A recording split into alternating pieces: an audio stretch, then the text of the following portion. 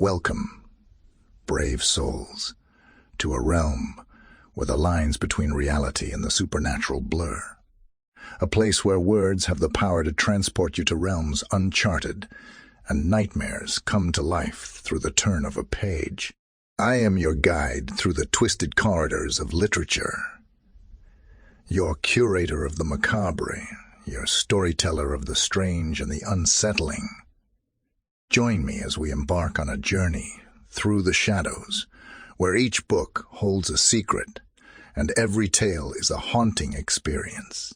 Welcome to Nightmare Reads, where the darkest stories come alive, and the night is our playground. Prepare to be thrilled, chilled, and enthralled, for here, the night is our canvas, and the stories, our nightmares. Subscribe now, if you dare. This story is called The Nightshift at the Withering Mill. Let's begin. The night shift at the Withering Mill was never anyone's first choice for employment, but it paid the bills.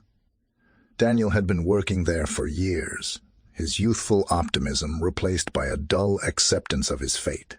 The mill was a massive, ancient structure, tucked away in a remote corner of the countryside, surrounded by dense woods that seemed to devour the moonlight. The place had a reputation. Stories of strange occurrences and unsettling noises had circulated among the locals for generations. Daniel never paid much attention to those tales until he started working there. It was a bitterly cold winter night when Daniel's shift began. The mill's decrepit facade was even more foreboding in the darkness, illuminated only by the dim glow of the occasional flickering light bulb. He made his way through the labyrinthine corridors of the factory, the floor creaking beneath his heavy work boots. His job was to keep an eye on the machinery, ensuring that everything ran smoothly through the long hours of the night. He never had any trouble with it before, but tonight something felt different. As the hours dragged on, Daniel's unease grew.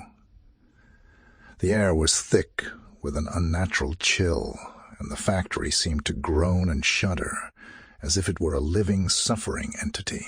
He couldn't shake the feeling that he was being watched, and every now and then he thought he heard faint whispers echoing through the empty halls. Dismissing them as the product of his imagination, he carried on with his duties. Around midnight, Daniel's radio crackled to life, startling him. It was his supervisor, Frank, his voice filled with anxiety. "Daniel, we've got a problem with the machines in the basement. You'll need to head down there and check it out." With a heavy sigh, Daniel made his way to the basement entrance, a rusted metal door that led down a narrow flight of stairs. The dim light from his flashlight cast long, eerie shadows on the walls as he descended into the darkness. The air grew colder, and the whispers grew louder, almost as if they were beckoning him deeper into the abyss.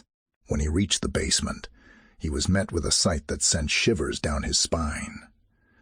The machines were in complete disarray, gears and belts torn apart as if by some unseen force. The temperature in the room dropped to a bone-chilling level, and Daniel's breath formed frosty clouds in the air. He felt a presence, an overwhelming malevolence that seemed to press down on him from all sides. Terrified, but determined, Daniel set to work, repairing the machines, his hands trembling as he tried to piece them back together. It was as if an evil force had been unleashed in the basement, and he was its unwitting victim. The whispers grew louder, a cacophony of voices that seemed to mock and taunt him. Hours passed like this, and Daniel felt his sanity slipping away. He could no longer distinguish between the real world and the nightmarish visions that filled his mind. The walls of the basement seemed to pulse and breathe, and the shadows danced in a grotesque ballet. He could hear the whispers more clearly now, and they spoke of ancient rituals and dark sacrifices. Just as he was on the verge of breaking, a blinding light erupted from the center of the room. Daniel shielded his eyes, his heart pounding in his chest, When he could finally see again, he gasped in horror. A grotesque, otherworldly figure stood before him, its form shifting and writhing like a nightmare brought to life. The creature's voice echoed in Daniel's mind, a maddening chorus of malevolent intent. "You have set me free, mortal," it hissed. "I have been trapped in this accursed mill for centuries, and now I shall wreak havoc upon the world." Daniel tried to run, but his legs refused to obey him. The creature approached, its foul breath washing over him like a noxious cloud. It reached out with its gnarled, skeletal hand and touched his forehead, sending searing pain coursing through his body. In that instant, Daniel's mind was flooded with images of unspeakable horror. He saw cities burning, oceans boiling, and the sky torn asunder by eldritch forces. The world was plunged into darkness and chaos, and humanity was brought to the brink of extinction. As quickly as the visions had come, they faded, leaving Daniel trembling and broken. The creature laughed, a chilling, otherworldly sound that sent shivers down his spine. "You will serve me now," it said, its voice a sinister whisper. "You will be my harbinger of doom, my agent of destruction." With those words, the creature vanished, leaving Daniel alone in the ruined basement. He knew that there was no escape from his fate. He had unwittingly unleashed an ancient evil, and now he was bound to it for eternity. The next morning, when the day shift workers arrived, they found the basement in ruins and Daniel missing. The authorities were called, and an investigation was launched. But there was no trace of him. It was as if he had simply vanished into thin air. As the years passed, the mill fell into disrepair, its machinery crumbling and its halls echoing with the whispers of the trapped evil. Locals knew better than to venture near the place, and the mill became a cursed relic of the past. But in the dead of night, when the moon was hidden by clouds and the wind whispered through the trees, those brave enough to listen could still hear the echoes of Daniel's screams, carried on the wind like a chilling reminder of the night when something evil was unleashed from its ancient prison. Years passed, and the legend of the Withering Mill grew, spreading like wildfire among those who dared to discuss the unexplained events that had taken place there. Locals spoke in hushed tones of the malevolent entity that had been set free by an unwitting night shift worker, and it became a cautionary tale told to children, to keep them from venturing too close to the mill. Despite the growing fear surrounding the mill, a small group of paranormal investigators became drawn to the place, unable to resist the allure of a genuine haunting. They arrived one chilly autumn evening, armed with an arsenal of ghost hunting equipment and a fervent determination to uncover the truth behind the legends. As the investigators made their way through the decaying corridors of the mill, their cameras captured eerie images, shadowy figures darting just out of sight, unexplained orbs of light, and ghostly apparitions that seemed to flicker in and out of existence. The air was still, and the oppressive silence was occasionally broken by the faintest of whispers, unintelligible but undeniably unsettling. Among the investigators was Emily, a young woman with a deep fascination for the supernatural. She had grown up hearing the stories of the Withering Mill and had always dreamed of experiencing the paranormal for herself. Her excitement mingled with trepidation as she ventured deeper into the heart of the mill. Suddenly, a loud, bone-chilling scream pierced the air.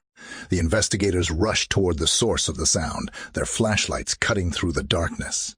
They found one of their team members, a burly man named Tom, standing in a trance. His eyes were vacant, and he seemed utterly detached from the world around him.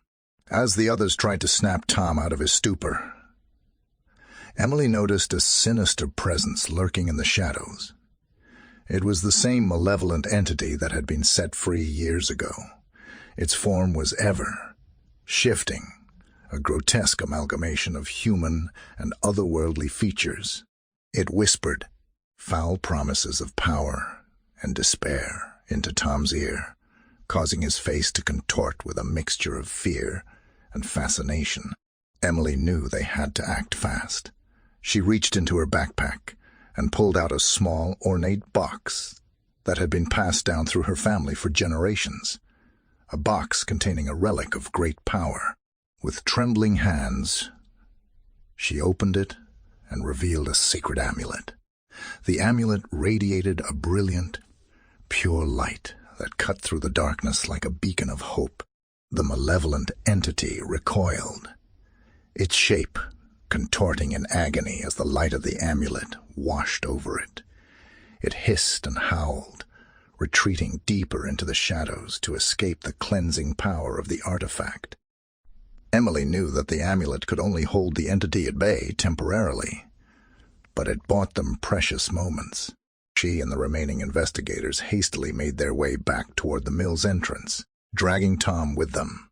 The entity pursued them, its whispers growing louder and more insidious. It threatened to consume them all, to drag them into the same nightmarish fate as Daniel, the ill-fated Nightshift worker. Just as the malevolent entity closed in, Emily reached the mill's entrance and slammed the heavy door shut behind her. The entity howled in frustration, its ethereal form unable to pass through the barrier. For now, they were safe. Outside, under the moonlit sky, Emily and her fellow investigators took a moment to catch their breaths. They knew that the malevolent entity remained trapped within the mill, but they also understood that it was a temporary reprieve.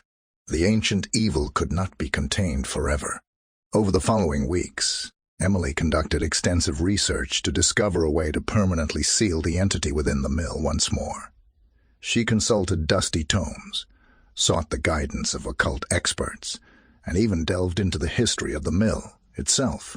It was during her research that Emily stumbled upon a forgotten tale, an account of a brave soul who had confronted the malevolent entity centuries ago. This individual had used a mystical seal, inscribed with ancient symbols, to bind the entity to the mill. The seal had been hidden away in a secret chamber deep within the mill, guarded by powerful wards. With newfound determination, Emily gathered a team of experts in the occult and returned to the Withering Mill. Armed with the knowledge of the seal's existence, they scoured every inch of the mill, searching for the hidden chamber. The malevolent entity, sensing their intent, did everything in its power to hinder their progress. It unleashed nightmarish illusions, manipulated their senses, and whispered lies and threats in their ears. Despite these trials, Emily and her team persevered. They uncovered the entrance to the secret chamber concealed behind a crumbling wall in the depths of the mill. Inside, they found the mystical seal, covered in layers of dust and cobwebs. The symbols on the seal pulsed with ancient power. With great care and reverence, Emily and her team activated the seal, chanting incantations passed down through generations. The room trembled, and the malevolent entity's furious screams reverberated through the mill. It fought desperately to break free, but the seal held firm. As the final incantation was spoken, the entity let out a deafening, anguished wail, and its form disintegrated into a swirling vortex of darkness. With a blinding flash of light, it was drawn into the seal, vanishing from the mortal realm once and for all. The mill itself seemed to sigh with relief, its oppressive atmosphere lifting as if a weight had been lifted from its ancient timbers. The malevolent entity was gone, sealed away for eternity, and the Withering Mill was finally free from its cursed legacy. In the years that followed, the mill's dark reputation slowly faded away. The whispers ceased, and the chilling presence that had once haunted its halls was no more.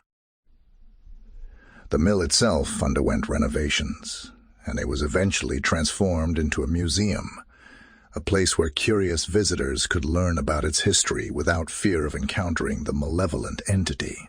Emily, having fulfilled her lifelong fascination with the paranormal, moved on to other pursuits, content in the knowledge that she had played a crucial role in putting an end to the mill's nightmarish tale. But late at night, when the moon was obscured by clouds and the wind whispered through the trees, those who knew the mill's history could still feel a lingering unease. They would glance at the old structure and wonder if, deep within its dark and silent depths, the malevolent entity still seethed, waiting for another unwitting soul to set it free. And so, the Withering Mill remained a cautionary tale, a reminder that some evils should never be awakened from their ancient slumber. Thank you for joining us on this journey through the depths of darkness and the unknown. If you've enjoyed the spine, tingling tales we've explored tonight, don't forget to subscribe to Nightmare Raids and ring that sinister little bell to stay updated on our next haunting adventure.